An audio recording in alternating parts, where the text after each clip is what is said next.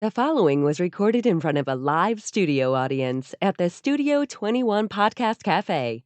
This is the United Podcast Network.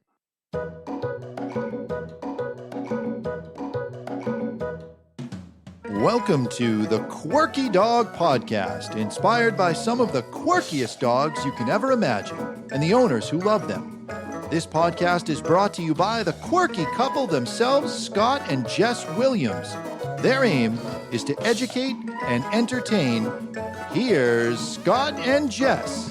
Welcome, guys, and happy Wednesday. We are coming to you from Salem, New Hampshire, and we have a really exciting episode in store because we are having the same guest on that we had on our very first Quirky Dog episode forever ago, over 3 years ago, the famous Bobbie Lyons. And Bobbie Lyons, for me, is by far one of the leading canine fitness instructors in North America, and I think she's the best in the U.S. personally. I've known her for over 10 years, and I'm obsessed with Bobbie and all of her work. And we are inviting her on today as the program director for the CSCC. So this program just got released, and it's the Canine Strength and Conditioning Coaching Program. Bobbie's here to tell you all about it. And our quirky tip of the day is to check this freaking program out. Well, hang on. Oinky doink. Go ahead. Really, no. You Start guys, again. I'm really pumped about it because I actually personally am even going to be doing this for my own self and my own dog's fitness and my own training just to re-up my knowledge because I'm super passionate about fitness. Bobbie always talks about prehab versus rehab. And, you know, if you have a canine athlete, you really want to make sure muscularly they're ready to compete. You know, strength-wise, they're ready to compete. Flexibility-wise, they're ready to compete. So I'm excited about this program, and I'm super excited to have Bobbie on today to explain it to us. Bobbie, welcome. Thanks for having me. All right. So tell us a little bit about what the freaking thing is and how this all came to be. I'm excited for you. Well, as you know, I've been involved in fitness in a long time. I have been involved in another certification program as well. And I realized at some point that if I wanted to kind of steer where canine fitness was going, that being involved with my own certification program was the way to do that. And I've been pushed by a lot of people to do that. So the CSCC program was born through North Carolina State University. Yeah, that's awesome. Excited to partner with them. They are super excited to have the program there and to grow through the veterinary side as well. They're going to be using it as part of their continuing education program. They're going to be pushing all of their students to go through the program as well, just because there's just not a lot of outside influence in the veterinary care, right? So not a lot of training, not a lot of anything. So they go through the veterinary world and they don't get a lot of hands-on work with dogs. Yeah. So that's where they really think that this program will help the students learn how to work with dogs before they get there. Yeah, that's awesome. And then explain a little bit about like the in-person lab versus the online stuff, like how just the program's structured so people who are listening and maybe interested in it know how it works. So the online portion, it's 5 modules. The first 3 modules, I think is about, if I remember right, is about 8-9 hours of online PowerPoint presentation that's intermixed with me talking, me presenting the information and videos and other instructional information and homework. There's a little bit of homework. There's also quizzes for each one of those modules. Module 4 is the instructional material for all of the foundation behaviors that you need for the base layer of all of the exercises. Okay. So what is the correct posture for all of the exercises? What is the correct position, all of that stuff, so that you can take that posture and do more with it later.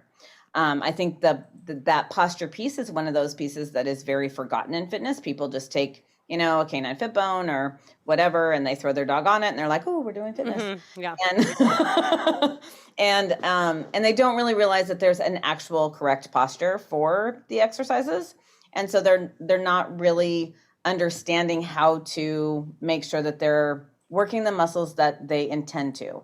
So oftentimes I ask people, what is what did you come to me for today? And they're like, well, my dog needs more rear end awareness. And I'm like, okay. And they're like, and I've been working really, really hard on it, but I don't seem to be achieving that goal. I'm like, okay, well, what have you been doing? And, this is my hot topic, so I had to go there. But Bobbie, don't poke the bear. It's only 5 minutes. I know, I have to poke the bear. So, but they will often tell me, well, we've been backing up to this, and we've been, backing up to these things, and we've been doing, what do I want to say? All of these backing up to objects. Yep. And I'm like, okay, well, that's a front end driven exercise. And as soon as you lift the rear feet up higher, then building those shoulders. now all of the weight is focused forward, right? Yeah. So they're like, oh, I didn't think about that, which is fine because that was rear end awareness for many, many, many, many, many years in the sport world, right? That's what we all thought it was, until we realized, oh, well, we're really teaching them to shift weight forward. We're not really teaching them to actively use their rear end. So it's really learning that shift of where is the weight shifted so that we know that we're really working the muscles that we want to. Yep. So if we are working the biceps, for instance, in the front leg, the weight has to be shifted there, right? Yep. If we're trying to work the adductors, which is like the inside muscles of the rear legs or the front legs, then the weight has to be shifted there. Yeah. It can't be just, you can't be swinging the leg and it's just not a movement. It actually has to be where the weight is shifted. Just like that's why we have weights that we hold when we're doing fitness. It can't just be a limb in the air or a movement of something. It has to be weight attached to it. Well, and that's what a dog's doing when it's on the dock jumping off. There's weight shifting happening, agility. The dog, that's how they're functionally performing their exercises. And not everyone has a real fitnessy background from a human perspective, but like Scott, when we went to PT for his back, he was very conscious of posture. You know what I mean? Like it would cause a lot of pain if you were not in the right posture, I would say, correct? Oh, it was a joy. We got a lot closer over his herniated disc a few summers ago. I have a question, Bobbie. This is coming from ignorance. But with those first few modules that are covering, it's 8 or 9 or 10 hours of material, do you have a hard copy that can go with that? Yep. So because when you're working with your dog, you don't want to be looking at a laptop. You want to be able to have to look at these illustrations and whatnot. She's got it all covered from an educational perspective. So the first 3 modules are really about setting the groundwork. It's talking about the posture. It's talking about gait. It's talking about the planes of motion, making sure that you're working the dog in all directions. It's talking about how do we get there? How do we teach the dog these things? It's not rehab. So the dog is physically capable of doing the behavior on their own. They are not dragging their limbs around. So we're not picking their feet up and putting them on equipment. So we want to teach them how to do that. And that's all about teaching the targeting skills and all the things that lots of people don't want to spend their time doing, but it really doesn't take that long. And it's all in foundation. I even have shortcuts to teaching these things because even though I'm a nerd and I like to shape things because I am a KPA faculty member, I do like to shape behavior because that's. I wasn't sure what those guys did. Now I'm starting to understand. Don't listen. I'm just kidding with you. It's not easy.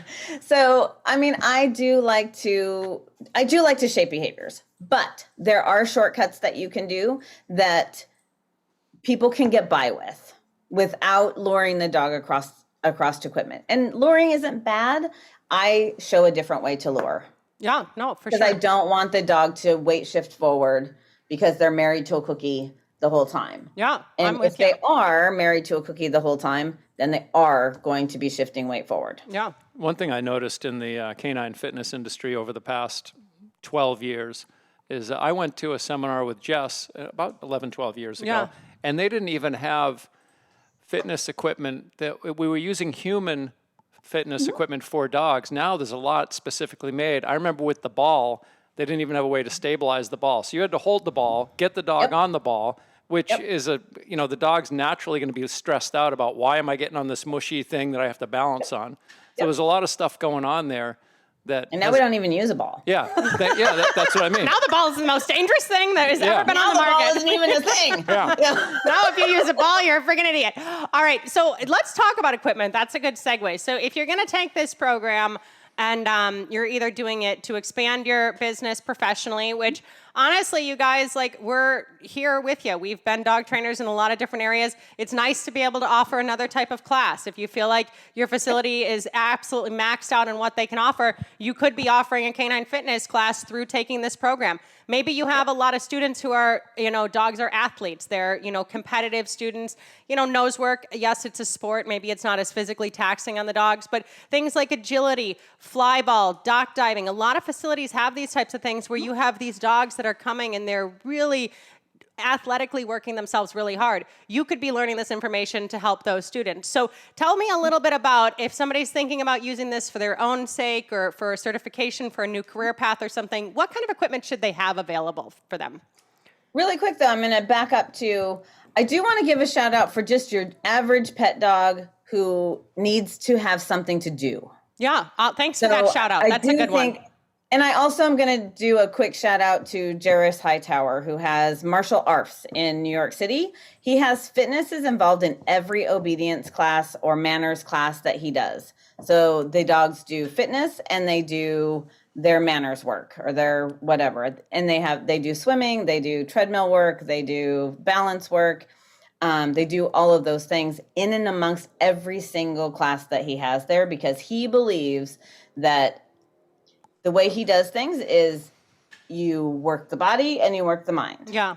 And he does that for the dog. So, and I think that is a really amazing concept, because that is what we do for people a lot of times. Yes. And I do want to say the dogs need it as well. Yeah. And I do want to say, in addition to that, that is such a good point. And I'm envisioning so many of our own clients that I'm like, here's a nose work course that you can do. And if they don't have a kid or something, they're like, oh, okay, I don't really want to put food in boxes. Or, here's a tricks course you can do. And yeah, maybe they teach their dog to spin. But again, it's kind of like, well, I don't really want to do this. We have a lot of clients who are really big into fitness, right? They have their own fitness stuff there. So they may actually even be more excited to get out a Fitbone and do, okay, you're going to do your, strengthening exercise while I do this. We're going to do our warm-ups together before the run. So I'm glad you brought that up. And that is, even thinking of our clients, maybe they'd be more prone to that. I want to say a side note, which isn't really it's not a real big side note. It's more of a central note, I think, is that it builds so much more confidence in the dog to learn how to do something. And they're going to be apprehensive. And then they're like, okay, I got it. It's just another thing that they've got in their toolbox. Oh, this is no big deal. It didn't kill me. Yeah. Yeah, I can get on a treadmill. All right, so let's get to equipment now. I love that about fitness. I love watching the dog go, what is that? Yeah. Oh, and then have them go, oh, yeah. I did it. Yeah. It's amazing to watch. When they come for the next class, that's the first thing they want to do. Yeah. So tell us about equipment now, because we segued. But that was a great segue. I'm so glad we went to the pet dog world. Yeah. So my favorite equipment right now is it's some stuff that isn't available yet, but it's coming out. Bobbie. So, Clip and Go Agility is going to be making some close cell foam platforms and of all different shapes and sizes. So things like 2x4s, but it's going to have contact coat on both sides. So the nice thing is that it doesn't slide on any surface. Okay. And they're light and you can take them anywhere, but I also like Cato boards. I do like climbs, although I don't use them as much as I used to. A little pricey too. Boards, well, I already have them. So everything evolves in the dog world, but for the new Clip and Go equipment, the Cato boards, what about Fit Paws kind of stuff? What type of, does everybody need, donut? What does everybody need?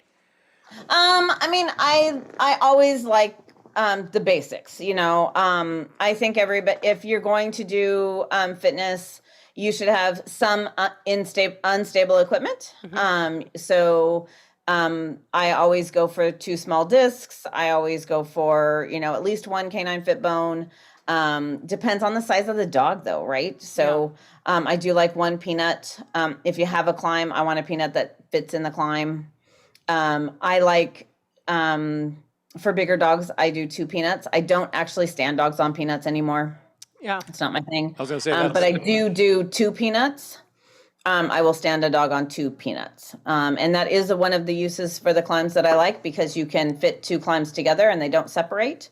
And you put 2 climbs or 2 peanuts in the climbs upside down, and then they don't push them apart. Okay, nice, yeah. So it makes it nice. Although that's a really expensive, Really expensive setup. or a peanut holder, I mean. Or you get a new dining room table, either one. Right, whatever. Yeah, climbs can be used for lots of things. I do like climbs for height. The Cato boards are not something that work for height, right? So I use them a lot for that. And I do like that the angle, there's lots of things. But I do pull out my more stable equipment more often than my unstable equipment, especially because I want the posture correct before I go to unstable. So I do use a lot of the FitPaws. I have all of the FitPaws equipment, but like a starter set, I would say FitBones, small discs, the mini FitBones work really well to keep the feet underneath, like rear feet or front feet underneath the hips. Even though they're mini, they work for a lot of big, I have Rhodesian Ridgebacks that can stand on the mini FitBones, but they are standing with their limbs right underneath their shoulders and hips. Yeah, it keeps everybody in alignment. That alignment. Yeah. Right? Yeah. And so oftentimes on the regular size FitBones, they stand too wide. And then I have to jockey them into position all the time. And so I'll switch out for a mini. So it really depends on the size of the dog. But if somebody wants to take this program, it's not like you have to buy, X amount of things to do it. You take the program. No, and in fact, I told them they should have two platforms of some kinds, like Cato boards, climbs, whatever. It could be 2 position boxes that have non-slip surface flipped over. I don't care what it is. Just as long as it is non-slip on the top. I like it to be elevated a little bit, just makes the dog try a little bit harder. And 2 2x4s with non-slip something on it. Yeah. I like yoga mats. It does give the dog something to grip, so I just hot glue them to the 2x4s. And that's basically all they need to start. Yeah. Because all they're going to be doing during the program is practicing foundation behaviors. Until they get to the lab. That's everything in dog training. Talk about equipment at the lab. Okay. All right. So really, it's not like they have to make a big financial investment in equipment. They can take the program. And what is the length of the program for someone that wants to delve into this? Just explain kind of start to finish how long somebody would be expecting this to be a part of their lives. So we launched the program in August, I guess. And the first lab is in November. So the people who started in August that are taking the lab in November. So say it just depends on how you manage your time. I have some people that lickety split, sat down and watched those first 3 modules in no time at all, within a couple of days. Binging. Yeah, they binging on Bobbie. Right, exactly. Binging on Bobbie. They binge watch Bobbie. Yeah, and they sent me pictures of or I had somebody I called them and they're like, "It's so weird, you called me and I'm watching you." Whatever. Don't call me if I take the program. Yeah, or they'll send me a picture of their dog watching because they hear my voice. But so. The part that takes the most time, and I think the hardest part about time management, is working through the foundation behaviors. So that particular module it's several hours of instructional material, but it's just a matter of you watching, there's 3 videos of each behavior showing a different way of training each thing, right? So if the first video you watch, on how to train down stand, is the one that works for you, you can watch the other ones, but you don't necessarily have to try it all 3 ways. Yeah. Right. The expectation is that you've watched the videos, you've tried the behaviors, you get one homework assignment for the lab where you are expected to be able to teach someone else how to do the behavior. And that's really to prepare you for the lab. Because Jess, you know me. I'm going to throw people under the bus a little bit at the lab. You're going to push people. You're going to push people. I'm going to push people. It's not throwing them under the bus. You're pushing them to be better. To try new things. And even if they're online, they're going to be teaching someone else that's online, or even somebody that might be in person in my studio, to do one of those behaviors. And it's not that they have to be able to do it perfectly. They just have to be able to tell me what's wrong with it. Yeah. That's it. I just want them to understand. I'm good at that. What is the correct posture? Scott can point out what's wrong with everything too. He can come and have his critical pointing finger. Yeah. So I just want people to start to understand what is the correct posture, because that's the piece I can't give everybody. Is I can't give you experience. I can't give you the hours and hours that I have spent watching dogs, right?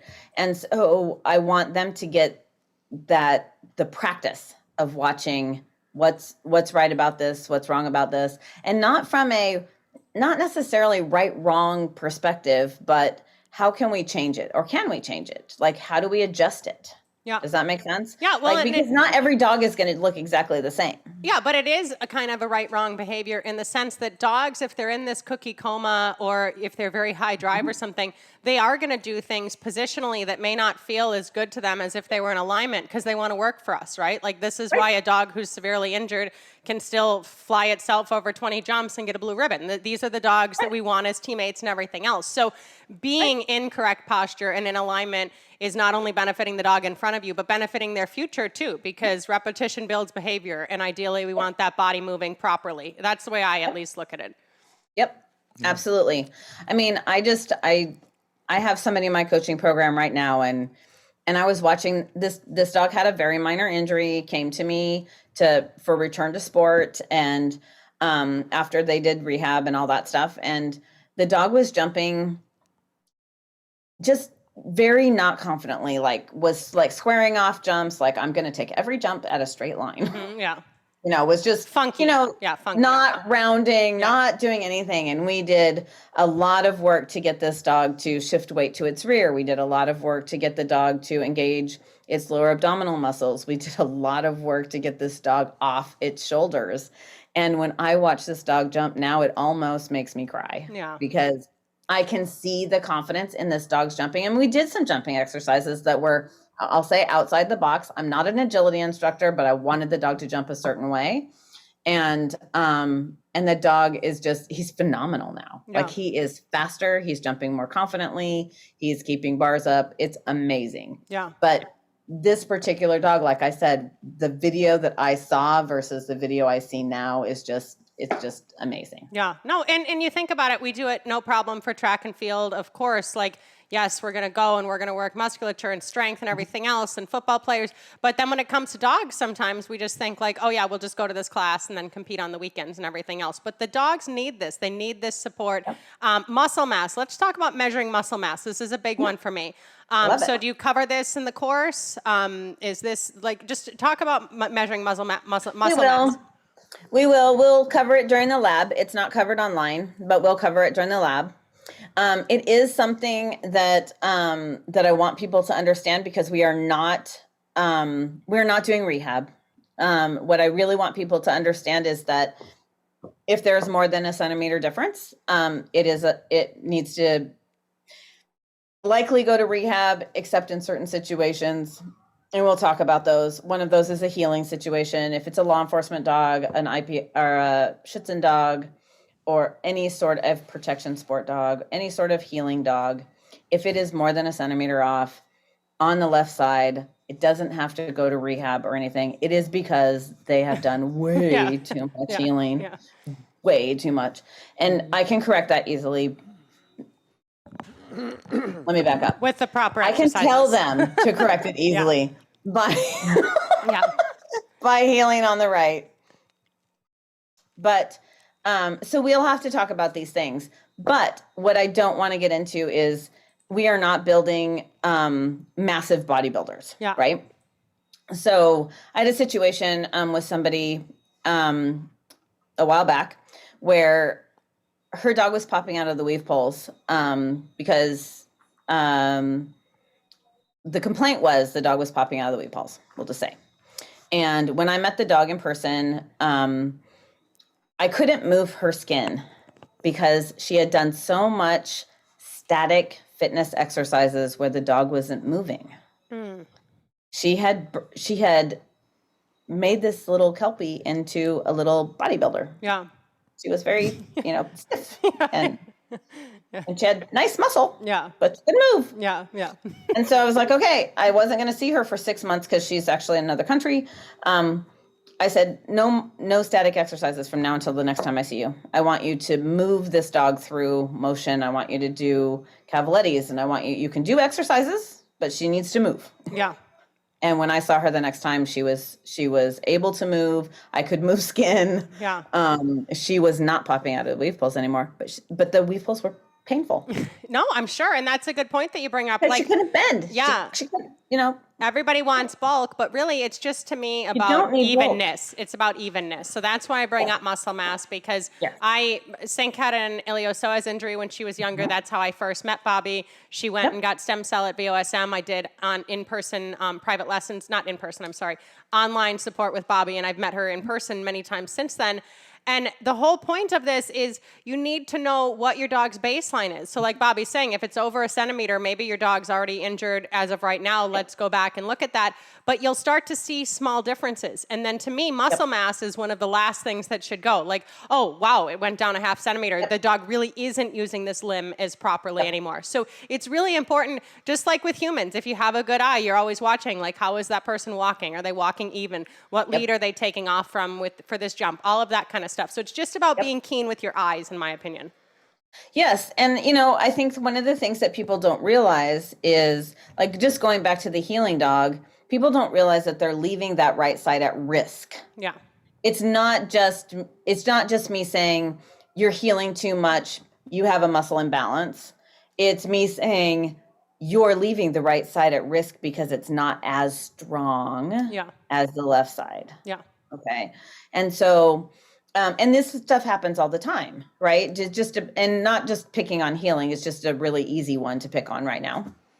But when you have a muscle imbalance, you're leaving that smaller side at risk for injury. Okay. And I think that that's the piece that people miss.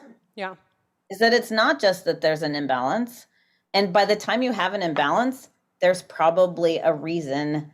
There's probably a now chronic injury that has caused that, or a repetitive movement that the dog is doing. So oftentimes I'll pick on Malinois for a second because it's an easy target. Hey, slow down, slow down. So oftentimes I find in Malinois that it's not just healing, it's the way they circle. Yeah. Oh yeah, I'm sure. Yeah. Get them neurotically spinning both ways and it'll be better for them. Yeah.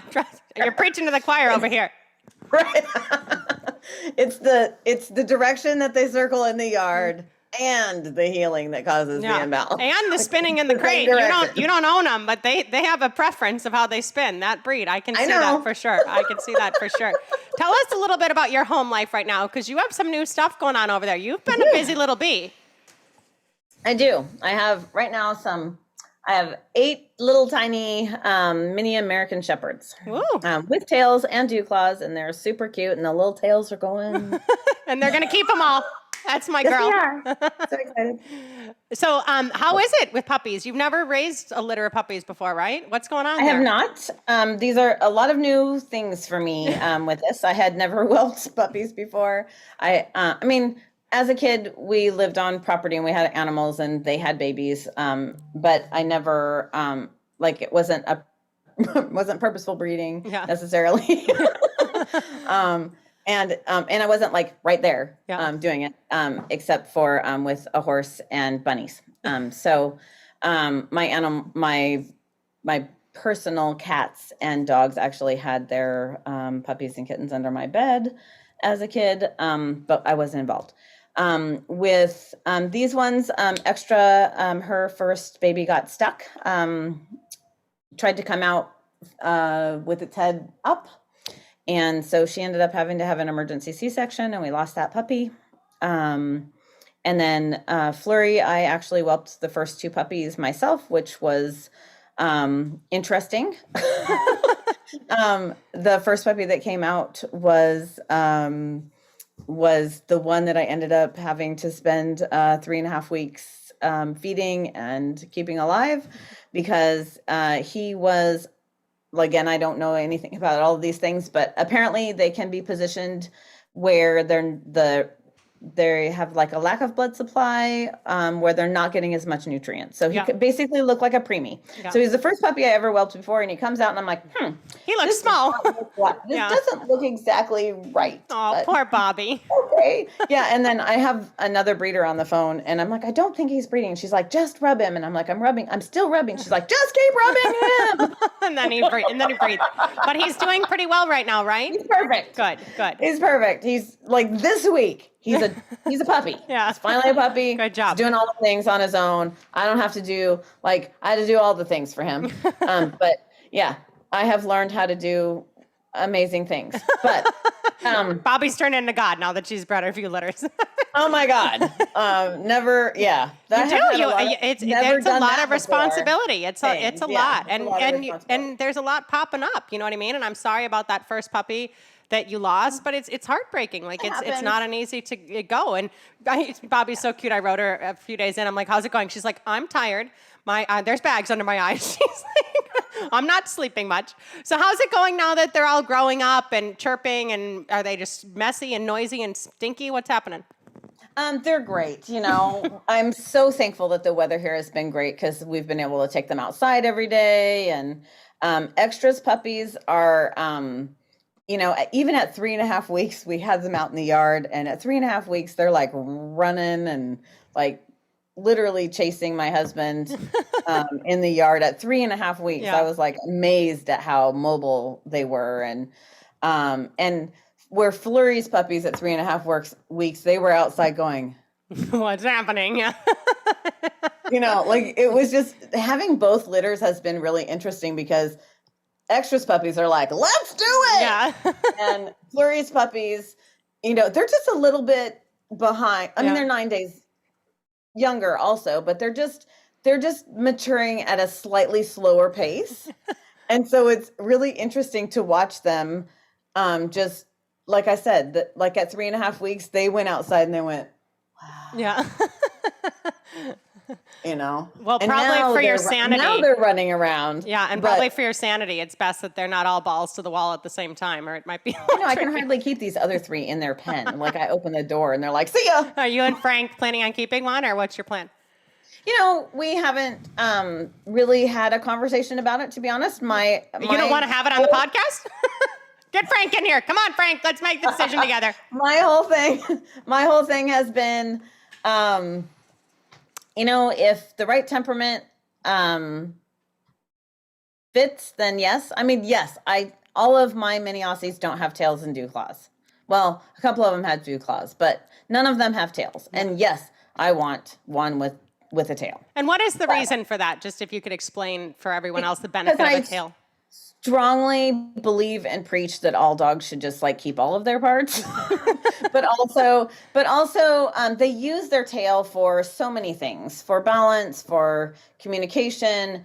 If they're jumping, they use it to help propel themselves over the jump and to land the jump. They use it to turn. They use it as a rudder when they're swimming. They use it for so many things.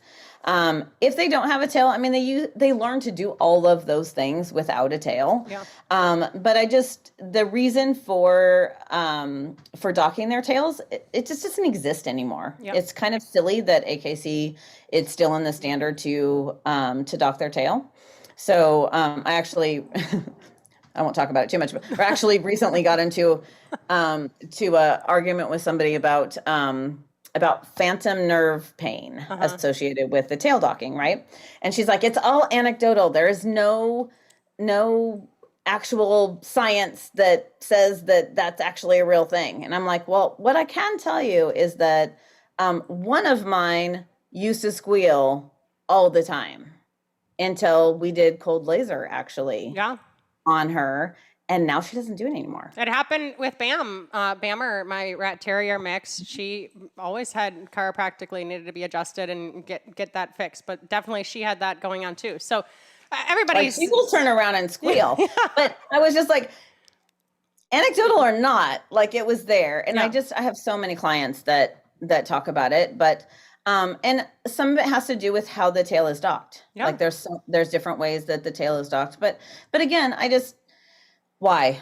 Yeah. And who wants their dog to be in pain? It's the bottom line at the end of the day, as far as I'm concerned. So, I mean, regardless of where you guys are at with, you know, your own journey, as far as if you're breeding puppies and you have puppies on the ground right now, or you're in the middle of your fitness journey or anything else, I think Bobbie is a really important resource. And Scott and I both really value Bobbie as a resource. We've had her out to do seminars and we've had facilities before. We've worked with her with all of our dogs. Scott's worked her dog drama and bite work before. Like, focus on people out there who are truly making a difference. And to me, Bobbie, you're making a huge difference. You talk to your students, you see who you're working with, and people are getting results. And we definitely saw that with Sink. And honestly, still to this day, she's going to be 12 in March. She's in perfect alignment. She's all even. And it's all because when you start having a real keen eye with how you look at your dog and what you expect from your dog, and even what sit you're going to frickin' feed in the kitchen. It sounds crazy, but if you're going to feed a sloppy sit, maybe you're going to start harnessing a sloppy sit.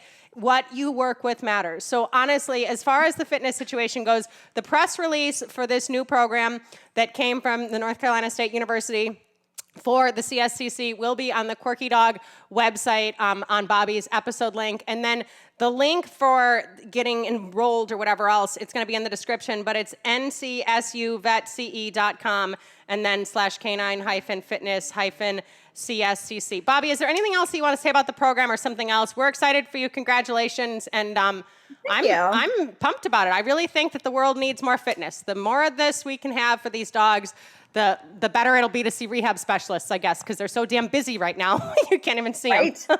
Right. All the rehab people are super, super excited. Well, I shouldn't say, like, most of the rehab people are super excited about fitness, but I think that most of them see dogs that are capable of doing all of the exercises. Yeah. Right. Yeah. So the dogs are actually recovering from injury faster because of fitness, because they learn how to do all of the movements and they don't get injured as badly. Yeah, no, completely. So yeah. And anything else that we missed about the program that you want to say? Anything we didn't touch on?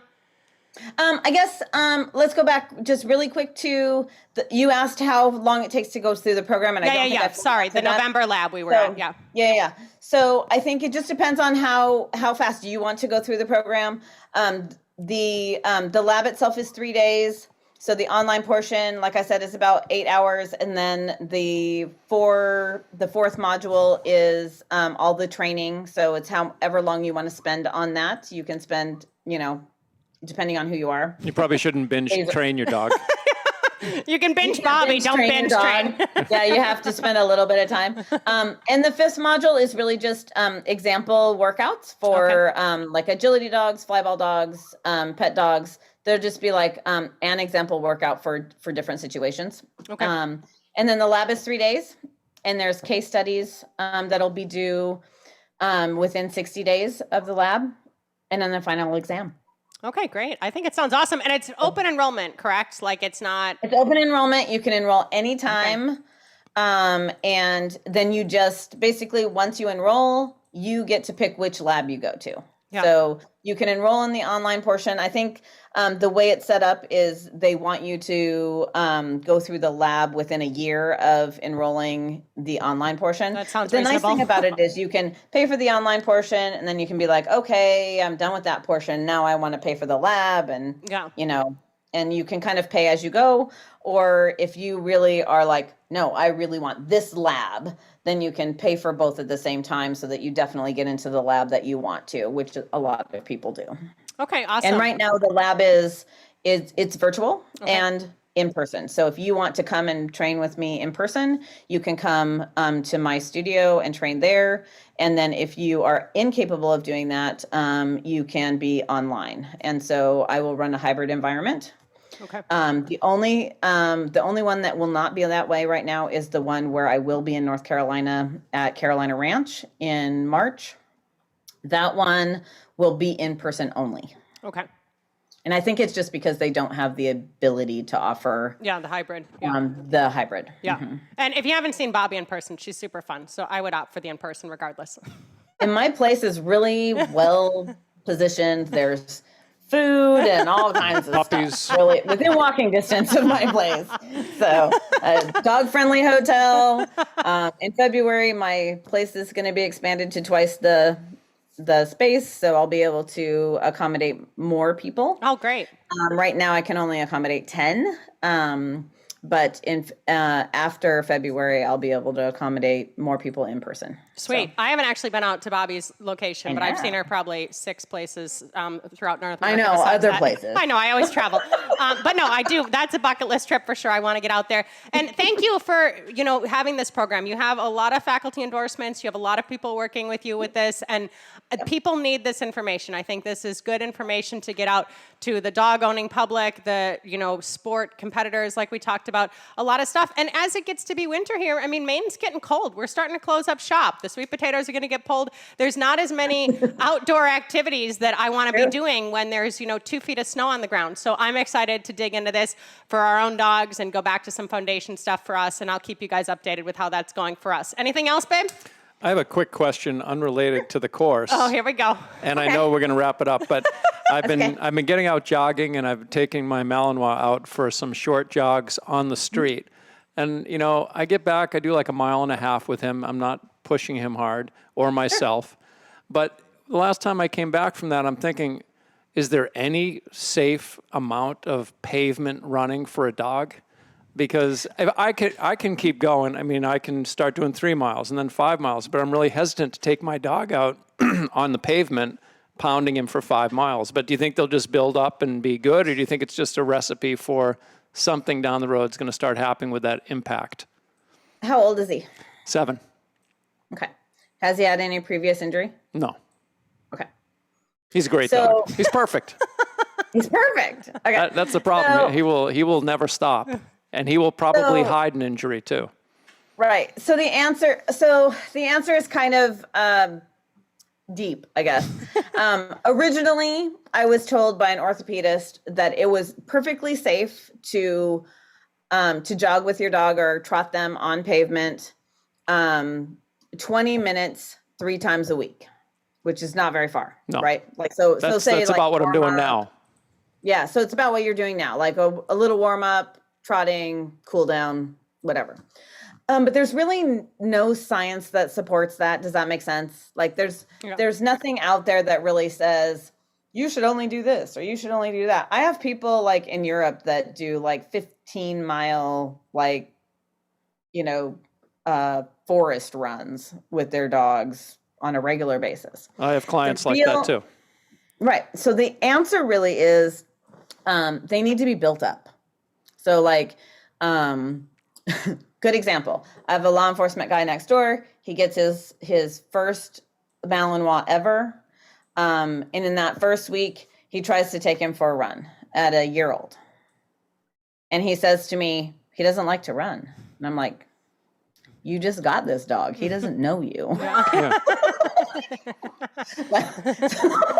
He doesn't like to run with you, but he likes running in general. He's like, I was like pulling him along. I'm like, dude, he doesn't know you. Bring the cookie. So like, if you are paying attention to signs of fatigue is the big thing. If you are ever in a situation, Scott, where your dog is lagging behind you, that would be a sign of fatigue. Well, I thought that's what the e-collar was for. Stop it. Scott can't. I don't even know why we're talking about Scott going more than 2 miles. 2 miles, he's maxing out. No, I'm not talking about dogs being conditioned, and I think they can run through the woods and off of pavement I have a client whose dog can run 15 miles, no problem, with her. Right, She's a marathon runner.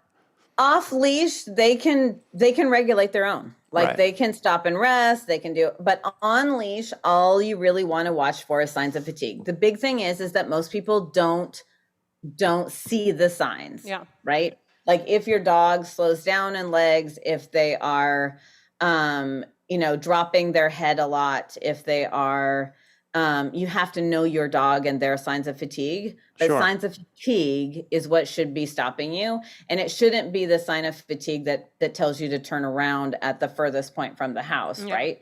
So you have to be careful, but it's really about signs of fatigue. It's really not about, can my dog jog or run 5 miles on pavement? It's really about fatigue. I was only thinking about impact on joints. That's all. Because his fatigue, he doesn't get tired doing a 20-minute run. I'm just thinking if he's pounding on pavement all the time, am I going to wind up with an ankle issue or a shoulder or something just from pounding all the time, I mean, It's possible, but there's no science to back it up. Okay. I think the Does that make science is 100% no with Jess as his wife, because Jess knows the dog's muscle mass and I'll the way the dog moves. I'll be bringing him back, doing the fireman's carry. He'll be on my... Right. So I can say this, is that if you can drop him off into the dirt, like if onto grass or dirt, common sense tells me that that's better for his joints. It's also better for yours, right? If you can trot him on a rubberized track, I would say that's also better for your joints and his joints. So I would say common sense comes into play here. If he had had any sort of previous limb injury, I would say that also, again, common sense comes into play, that you have to be careful with that. And I also wouldn't trot a dog on pavement before their growth plates are closed, because I personally have seen 2 dogs that had stress fractures in their bones from, it was presumed to be from running on pavement, because the rehab person knew the dogs had been run on pavement from the time they were 6 months until the time they were 10 months, when these dogs both had stress fractures. Yeah, well, that's just like puppies jumping off couches, the same stuff. Can we prove it? You're going to... No, but... But you may have trouble. All right, so lead with common sense. Common sense is in Scott's common strong sense suit. is like you know a big this. thing. Scott, this Does isn't where everybody have common sense? No, but I'm just saying, there's not science to back up everything. You just really have to watch your dog. And I think that the biggest problem out there is that not everybody sees their dog as an athlete. Not everybody sees their dog as not just a dog. Does that make sense? No, it's true. And I think that's the hardest part for everybody, is they're like, well, he wants to do it. He's going to do it. So if he'll chase the ball again, I'm going to throw it again. No.